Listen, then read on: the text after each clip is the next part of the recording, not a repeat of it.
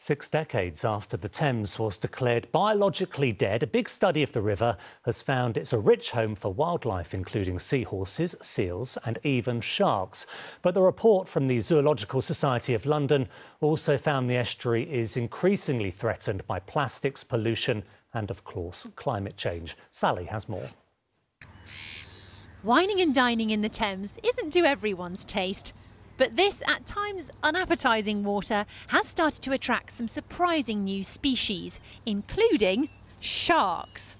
But don't panic, do not panic. Firstly, because you're not swimming in there, right? And secondly, because this is good news. In fact, this is great news.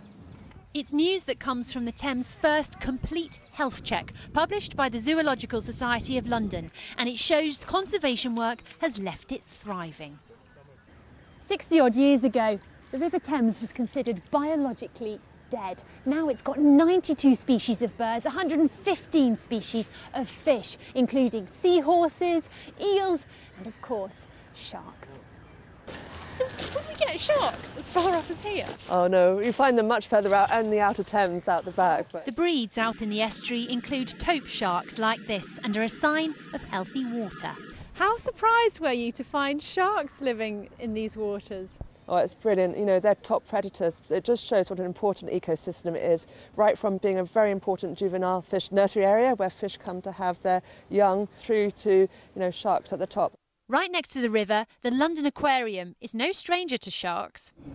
James, obviously you haven't got the same sharks that were spotted just over there in the Thames, albeit further downstream, but do they look similar to any of these? Yeah, the taupe shark's a little bit similar to the blacktip reef shark, probably similar sort of length, but the taupe's a little bit lighter in build, a bit more live, and a smaller in that sort of scale. Do we need to be worried about any of these sharks? No, the three that were mentioned in the study, they're all relatively small. They're sharks that are looking for smaller prey items. They're no problems to people whatsoever. OK, phew. But there are still challenges for the Thames and work to be done. With regard to water quality, we still have an awful lot of sewage going in, and with climate change we're seeing water temperatures rise. Again, that can affect the life cycle of fish, so it might change when they spawn, and so there might be issues there. But also sea level rise means there's more water coming in, which are potential flood risk to London. It's unlikely you'll spot any fins lurking in the water, but just in case, they are something to be celebrated, not feared.